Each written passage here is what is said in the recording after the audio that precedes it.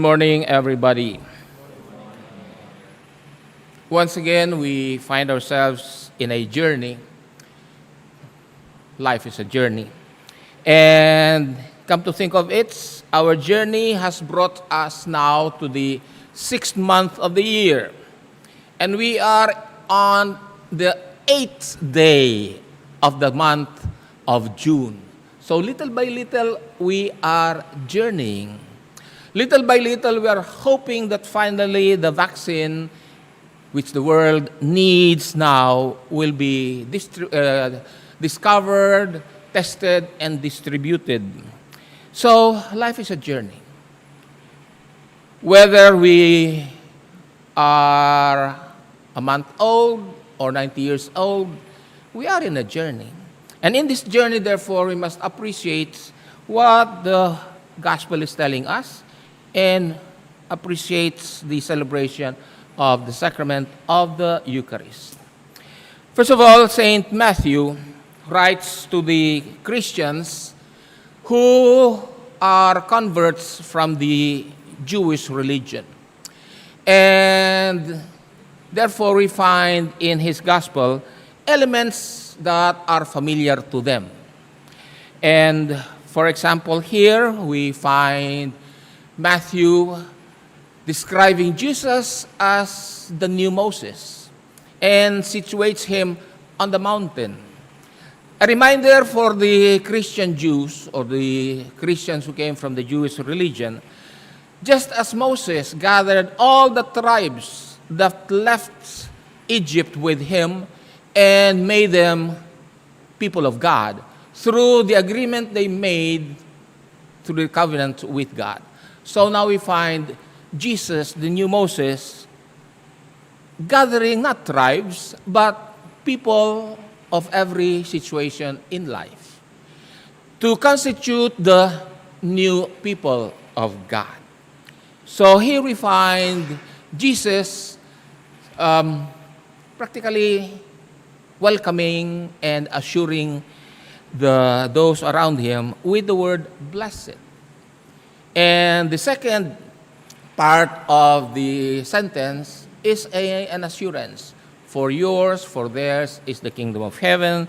For you will be satisfied, you will be consoled and comforted. What is this for us today? Where do we find this blessed are you?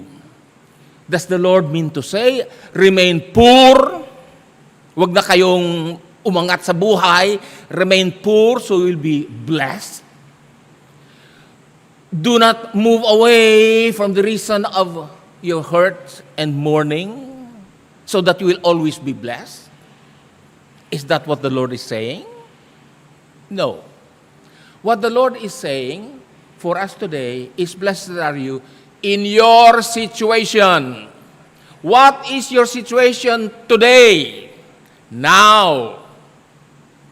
And therefore, he's saying to the poor, in your poverty now, in your situation now, blessed are you. Why? Because most of us hate to be poor. But it does not mean to say that the Lord discourages us from getting out of poverty. He is only referring to your situation now, today. Blessed are you. You who are mourning for some reason today, now, you are blessed. And all the rest of the Beatitude, you are fighting against oppression and suppression.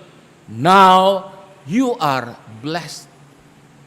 For those who find yourselves being insulted because you believe in Jesus, now, rejoice. So this is the first part of how we should understand. It is about our present situation now. What are we in now? That is what the Lord is saying to us today.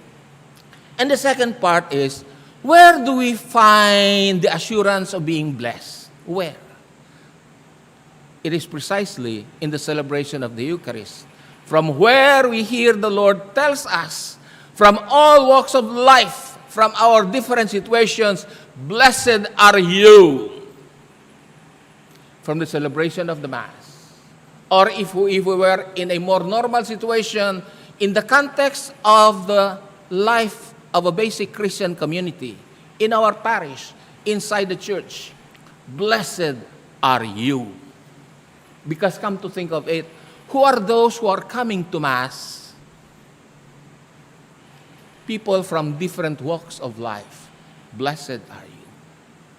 And therefore, this blessed are you finds its, how do you call it, apex, if you can say that, when we finally are presented with the body and blood of Jesus for Holy Communion.